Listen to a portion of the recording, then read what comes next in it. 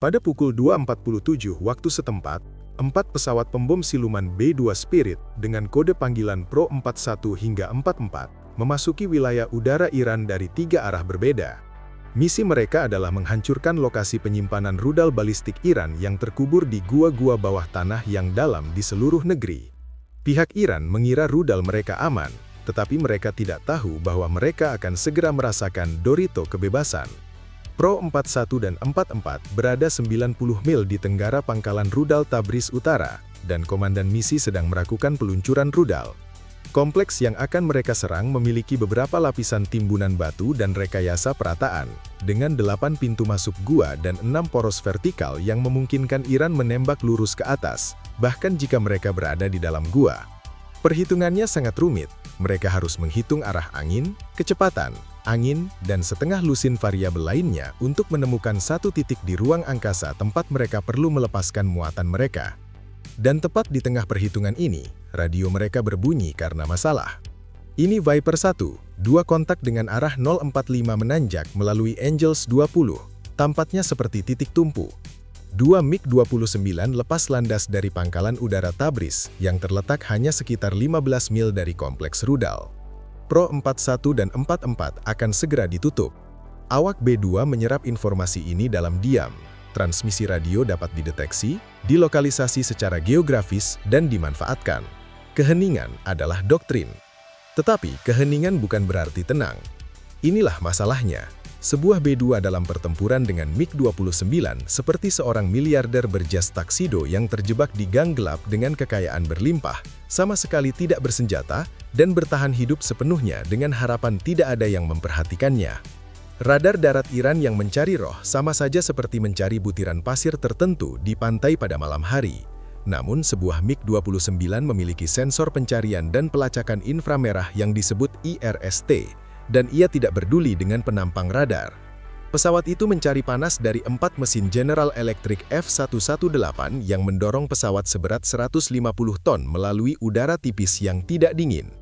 Jika MiG-MiG tersebut mendekat hingga jarak 30 mil, mereka mungkin akan mendeteksi jejak panas tersebut. Kata mungkin bukanlah kata yang disukai pilot B-2. Itulah mengapa mereka membawa teman-teman.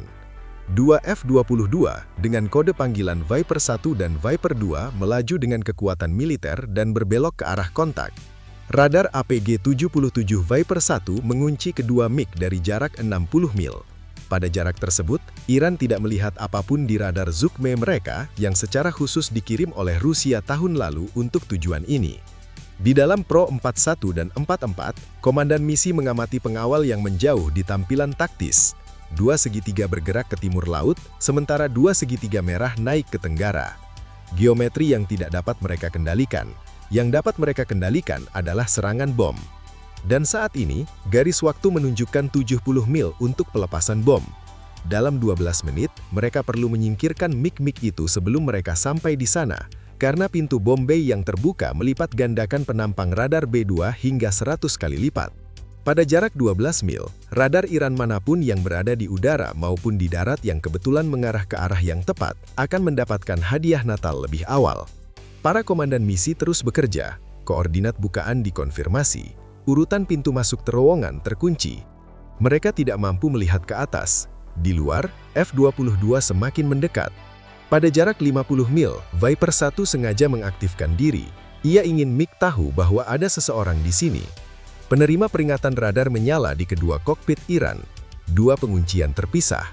MiG terdepan melakukan hal yang cerdas, berbelok cahan ke kiri dan turun, menyeret ke arah garis punggung gunung di mana rintangan medan mengaburkan pandangan. Rekan sayapnya mengikuti. Mereka tidak berlari, mereka bermanuver, menggunakan lembah di barat laut Iran untuk memecah, mengunci, dan memposisikan ulang. Ini adalah skenario yang tidak diinginkan siapapun. MiG yang berlari adalah masalah yang mudah, biarkan mereka pergi. MiG yang bertempur di langit terbuka adalah masalah yang sangat mudah, tembak jatuh mereka. Namun, MiG yang bersembunyi di rintangan medan dan kembali ke koridor setiap beberapa menit adalah permainan kucing dan tikus yang membuang waktu. Pro-41 tidak punya waktu.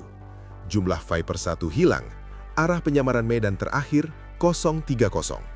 Sisa waktu 9 menit untuk pelepasan. Para komandan misi mengerjakan daftar periksa pengeboman dalam diam, sementara dua kontak merah berkedip-kedip di antara kekacauan pada tampilan taktis. Viper 2 pertama kali mendeteksi Wingman, kilatan inframerah singkat saat mesin MiG melakukan pemanasan ulang. Keluar dari lembah, berbelok ke arah 025, 15 mil. Mendaki, ia melakukan dorongan lain menuju koridor.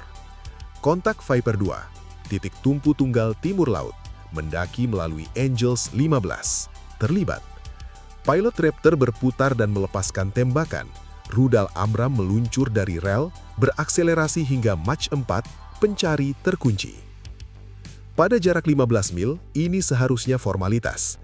Tetapi pilot MiG melihat peringatan peluncuran dan melakukan satu hal yang dapat menyelamatkannya. Berputar terbalik dan menukik langsung ke jurang. Dinding lembah menelannya. Pencari Amram kehilangan pantulan di tengah kekacauan darat, dan sebuah rudal yang harganya lebih mahal daripada rumah-rumah penduduk malah mengenai sisi gunung alih-alih MiG. Mereka tidak mengungguli Raptor dalam hal kecepatan terbang. Mereka mengungguli geometri medan yang telah mereka latih selama bertahun-tahun untuk mencegah tembakan tepat sasaran. Setiap kali MiG muncul di atas garis RGEL, F-22 hanya punya beberapa detik sebelum menghilang lagi. Tidak cukup waktu bagi rudal untuk mendekat sebelum target jatuh di balik granit. Itu adalah permainan pukul-memukul lubang paling mematikan yang pernah dimainkan. Kecuali tikus itu melaju dengan kecepatan Mach 1.5 dan palunya berharga $1 juta per ayunan. Sisa waktu 6 menit untuk melepaskan bom. Pro 41 dan 44 terkunci pada jalurnya. Para pilot belum menyentuh kendali selama 4 menit. Autopilot mempertahankan arah dan ketinggian dengan presisi yang luar biasa, sementara kru mengelola semua hal lainnya. Komandan misi melacak 3 percakapan sekaligus, daftar periksa penjatuhan bom, F-22 yang berburu di pegunungan, dan AWACS-V yang melacak MiG kedua di suatu tempat di lembah di bawah. Viper 1 menemukan MiG utama. Ia berputar ke selatan dan kembali menuju Tabrezet pada ketinggian rendah. Arahnya tidak jelas. Ia bisa saja berlari menuju markas, atau bisa juga berbelok lebar untuk melakukan serangan lain ke koridor. Bagaimanapun juga ia berada di bawah garis punggung bukit, dan Viper 1 tidak dapat menahannya cukup lama untuk menembak. Sisa waktu 4 menit. Komandan misi mengumumkan urutan terakhir. Pintu bom bay akan terbuka dalam 90 detik, eksposur maksimum 10 detik. Semua yang ada di pesawat ini seperti lapisan siluman, permukaan melengkung, dan struktur penyerap radar ada untuk menjaga penampang tetap seukuran kelereng.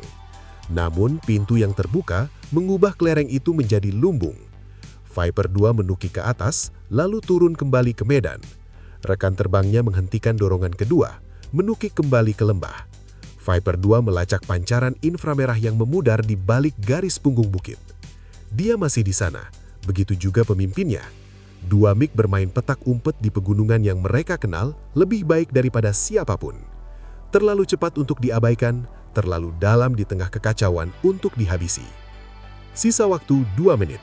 Komandan misi membuat keputusan. MiG berada di bawah dan di belakang. Geometri saat ini menempatkan mereka di luar 30 menit. Deteksi IRST pada jarak tersebut melalui medan melawan B2 di ketinggian 42.000 haki adalah hal yang tidak mungkin. Kata yang dibenci oleh awak B2. Dia memberi aba-aba formasi untuk melanjutkan pada pukul 2:59. Pintu ruang bom terbuka, launcher berputar, akuisisi GPS dikonfirmasi pada semua senjata.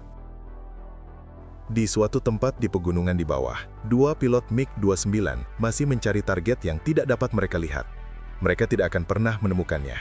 Namun, selama 10 detik, jika salah satu dari mereka kebetulan muncul di atas garis punggung bukit dengan IRST-nya mengarah tepat ke bagian langit yang benar, B2 akan terekspos. GBU-31 jatuh ke malam Iran. Setiap kit ekor mengerahkan 4 sirip yang menyesuaikan 10 kali per detik, mengarahkan 2.000 pon baja keras ke titik sasaran individu yang tersebar di setengah mil pegunungan. Pintu ruang bom tertutup. Bola kembali. 3 bola pertama menghantam pintu masuk terowongan timur dengan kecepatan terminal. 2.000 pon penetrator mengenai beton bertulang. Pintu masuk tidak retak, tetapi terlipat. Batu-batu berjatuhan dari lereng gunung menutup lubang di bawah ratusan ton puing. Pola ini berulang di seluruh kompleks, 3 di setiap pintu masuk. Pintu-pintu langit-langit yang dirancang untuk terbuka ke atas melawan gravitasi, malah runtuh ke bawah ke pangkalan peluncuran saat penetrator menembus, lalu meledak di dalamnya. Pro 41 dan 44 berbelok ke barat, tersisa 14 jam penerbangan. Dengan biaya $170.000 per jam penerbangan, perjalanan pulang saja akan menelan biaya lebih dari biaya kuliah. Di belakang pesawat, gunung masih terus bergeser. Dan di suatu tempat di lembah di bawah Tebris, 2 pilot MiG-29 berputar-putar di atas target yang sudah tidak ada lagi. 600 meter ke selatan, Pro 42 baru saja terbang ke situasi yang tidak dapat diatasi hanya dengan kemampuan siluman. Pro 42 tinggal 8 menit lagi sebelum lepas landas ketika 2 masalah muncul bersamaan. Yang pertama adalah upaya untuk menghancurkan awak pesawat. Yang kedua adalah upaya untuk membantu. Setelah Israel membongkar baterai S-300 buatan Rusia yang dipasok ke Iran tahun lalu, para insinyur Iran membangun pengganti buatan dalam negeri di bawah sanksi, yaitu radar susunan fase bergerak dengan jangkauan sekitar 150 km. IDF kemudian menunjuknya sebagai SA-65. Meskipun tidak secanggih S-300, namun cukup mumpuni untuk merusak malam pelayaran B-2.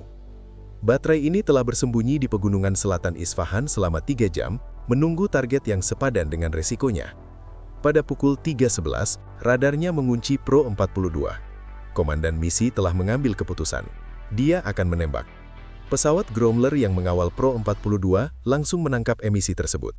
Jammer generasi berikutnya, ALK-249, membanjiri frekuensi pelacakan dengan daya radiasi yang cukup untuk mengubah tampilan SA-65 menjadi gangguan elektronik. Sebuah F-35 yang telah secara pasif mencatat sumber emisi yang tepat selama 90 menit, mengirimkan koordinat grid melalui tautan 16 ke Growler yang orbit 40 mil di sebelah barat. Growler meluncurkan serangan AGM-88 dari pylon. Ramjet integrasinya berakselerasi hingga Mach 4 dan menanjak. Sisa waktu 60 detik.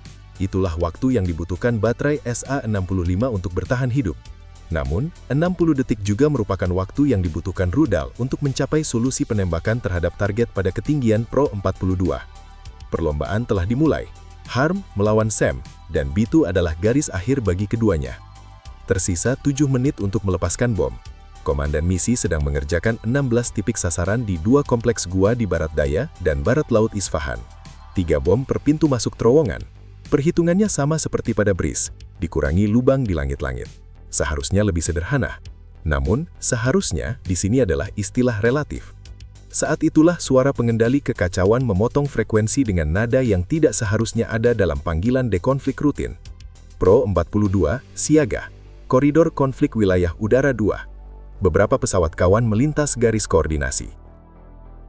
Koridor menuju Isfahan telah diatur dengan sangat teliti. Setiap pesawat berada dalam kotak, dan setiap kotak dipisahkan oleh ketinggian dan geografi. Kemudian, 4 peluncur pengangkut ekor keluar dari pintu masuk gua 18 mil di timur Isfahan. Varian Shahab 3 menuju lokasi penyebaran. Sebuah penerbangan Adair Israel mendeteksi konvoi tersebut melalui inframerah. 4 rudal akan diarahkan ke kota-kota Israel dalam waktu 1 jam. Pemimpin penerbangan Israel tidak meminta izin. Dia menerobos ke timur melintasi garis koordinasi dengan wingman-nya. Kedua jet itu mendekati konvoi dengan bom berdiameter kecil GBU-39 di relnya. Ekornya bergerak. Menunggu izin berarti kehilangan mereka di celah gunung. Katakan apapun yang Anda inginkan tentang koordinasi koalisi. Ketika seseorang mengarahkan Shahab 3 ke arah Tel Aviv, Israel tidak membentuk komite. Mereka membentuk paket serangan. Sekarang, komandan misi di dalam Pro 42 sedang mengelola serangan bom sementara 2 krisis terpisah terjadi di luar pesawat. Di selatan, AGM-88 berjarak 40 detik dari benturan, tetapi SA-65 masih melacak. Operatornya belum mematikan radar.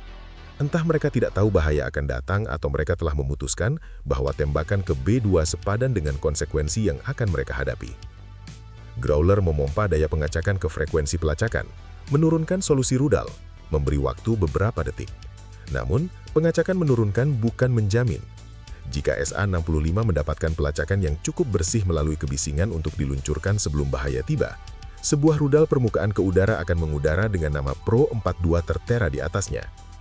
Di sebelah timur, 2 pesawat tempur siluman Israel kini berada di dalam koridor Pro 42, mendekati blok wilayah udara yang sama dari bawah.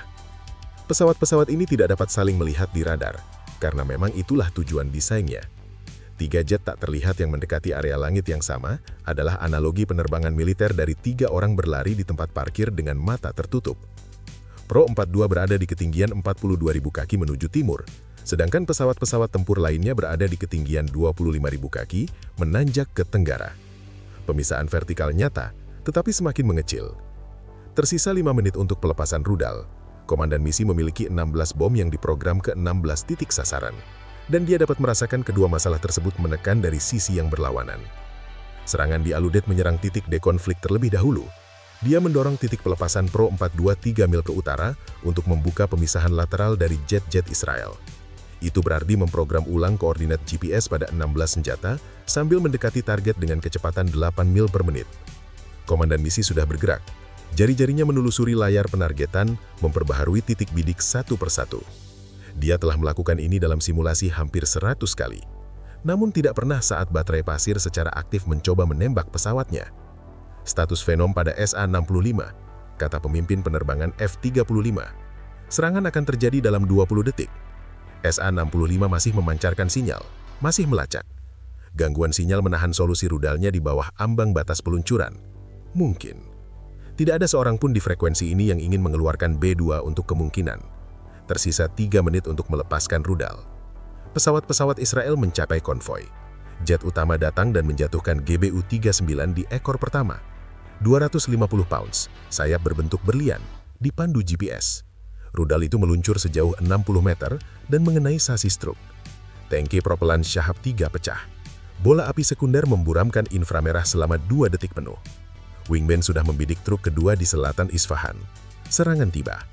Pencari gelembang milimeter AGM-88G tidak peduli bahwa operator SA-65 akhirnya mematikan radarnya 3 detik yang lalu. Yang tidak diketahui oleh operator SA-65 adalah bahwa AGM-88G memiliki memori seperti dendam. Bahkan dengan radar yang dimatikan, GPS dan navigasi inersia memandu hulu ledak ke titik tepat di mana antena memancarkan radiasi 30 detik yang lalu. Hulu ledak meledak dan 1 tahun rekayasa Iran di bawah sanksi menjadi puing-puing di pegunungan. Program pertahanan udara nilainya miliaran dolar hancur oleh rudal yang dipesang Angkatan Laut Amerika seperti kebanyakan orang memesan kertas printer. Tersisa 2 menit untuk melepaskan. Komandan misi telah memprogram ulang 12 dari 16 titik bidik. Jari-jarinya belum berhenti bergerak sejak kekacauan yang menandai pergantian tugas. Rekan Israel menghantam gundukan kedua. 2 truk yang tersisa berpencar ke jalur pegunungan yang berbeda. Mereka akan menjadi masalah orang lain dalam 1 jam. Kedua rusa itu berlari ke selatan kembali melintasi garis koordinasi. Petro 42, koridor 2 terbuka. Dinyatakan aman. Tersisa 60 detik. Komandan misi menyelesaikan 4 titik sasaran terakhir. Dia mengonfirmasi urutannya. Semua 16 pelacakan ke koordinat yang disesuaikan. Pada pukul 3.17, pintu Bombay terbuka. 16 GBU-31 jatuh menuju 2 kompleks gua di barat daya Isfahan barat laut. Gunung itu melakukan apa yang biasanya dilakukan gunung ketika Anda menembus pintu depannya dengan hulu ledak penetrator. Runtuh ke dalam, menutup dirinya sendiri, 3 per pintu masuk. Batu dan beton bertulang berjatuhan untuk menelan semua yang ada di dalamnya. Petro 42 berbalik menuju pangkalan. 300 meter di tenggara, Petro 43 mendekati target yang tidak perlu dihadapi oleh 2 kru lainnya. Sebuah kompleks gua yang tidak diam dalam kegelapan. Yang ini, menembak. Pada pukul 3.22 waktu setempat, kru Petro 43 dapat mendengar perang yang terjadi di radio. Suara pengendali AWAC terdengar tajam yang tidak ada 20 menit yang lalu. Cepat dan tegas, irama seseorang yang melacak hal-hal yang sebenarnya mereka tidak lacak. 300 meter di tenggara di dalam kompleks gua dekat Chorgu, kru rudal Iran memasukkan amunisi ke ruang peluncuran secepat mungkin sesuai kemampuan pengisi otomatis mereka. Yang tidak mereka ketahui adalah bahwa seorang komandan misi di ketinggian 42.000 kaki sedang menghitung ritme mereka dan berencana untuk menggunakannya melawan mereka. Beberapa peluncuran balistik dengan koordinat sumber 173 cocok dengan paket target Kilo 7.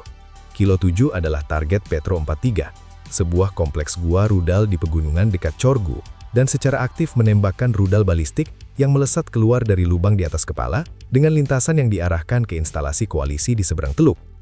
Pangkalan Al-Adili Alam Al-Afra, tempat baterai Patriot dan THAAD sudah beroperasi penuh, mencoba mencegat rudal yang datang.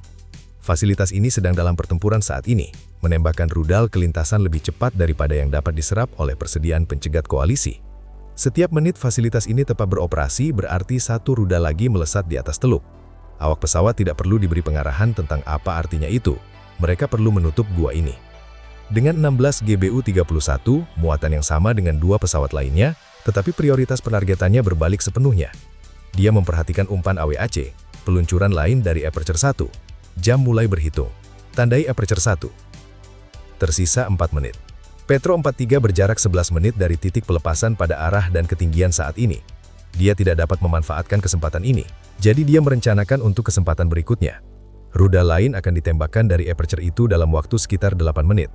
Isi ulang ditambah urutan peluncuran. Setelah peluncuran itu, ruang penyimpanan kosong lagi. Itulah kesempatannya. Dia akan menggunakan jadwal penembakan Iran sendiri sebagai jadwal pengiriman senjata. Gua itu pada dasarnya memberitahu dia kapan harus menyerang. Pilot menyesuaikan sedikit peningkatan throttle dan melakukan koreksi arah 2 derajat. Komandan misi memprogram ulang urutan serangan. Aperture menyerang lebih dulu, diatur waktunya sesuai ritme gua itu sendiri. Pintu masuk terowongan terakhir. Pada pukul 3.31, AWAC memanggil peluncuran lain dari Corgu. Komandan misi menandai waktu dan memulai hitungan mundur 4 menit. Petro 43 dinyatakan siap tembak. Pintu Bombay terbuka. Eksposur maksimum. Pilot mengunci target, arah, ketinggian, kecepatan udara. Tangan tetap pada kendali. Peluncur putar berputar. GPS terkonfirmasi pada semua 16 lokasi. Sepasang GBU-31 pertama jatuh menuju lubang 1. 90 detik sejak peluncuran terakhir. Ruang di bawahnya kosong. Amunisi trikutnya masih didorong dari ruang penyimpanan menuju rel. Hulu ledak biru 109 menembus pintu palka di atas dan meledak di dalam ruang kosong tersebut. Ledakan itu menghancurkan mekanisme pemuatan otomatis, membengkokkan rel peluncuran, dan meratakan langit-langit ruang inersia. Tidak ada yang menembak dari ruang ini lagi. 8 detik kemudian, pasangan kedua menghantam lubang 2. Waktu yang sama, hasil yang sama. Kedua ruang peluncuran hancur di antara siklus penembakan. Tidak ada ledakan sekunder yang terkontrol, tidak ada propelan yang tersebar. Tembakan tepat sasaran pada ruang kosong. 12 GBU-31 yang tersisa berjalan melintasi pintu masuk terowongan dalam kelompok 3, pintu masuk timur dan pintu masuk barat. 2 terowongan layanan untuk ventilasi dan akses kendaraan. Masing-masing terlipat di bawah benturan berturut-turut seberat 2.000 pon. Batu dan beton bertulang berjatuhan untuk menutup lubang. Korgu menjadi sunyi. Pengontrol AWACS yang telah mengumumkan peluncuran selama 1 jam terakhir berhenti sejenak, menunggu dan memindai. Tidak ada lagi jejak pada arah 173. Gua yang memasuk rudal ke medan pertempuran 5 menit yang lalu kini gelap gulita. Malam ini mereka mengetahui mengapa jalanan Amerika berlubang. Uang itu dialokasikan ke tempat lain untuk membuat lubang yang lebih besar. Jika Anda menyukai video ini, tonton video kami yang lainnya. Terima kasih telah menonton dan sampai jumpa.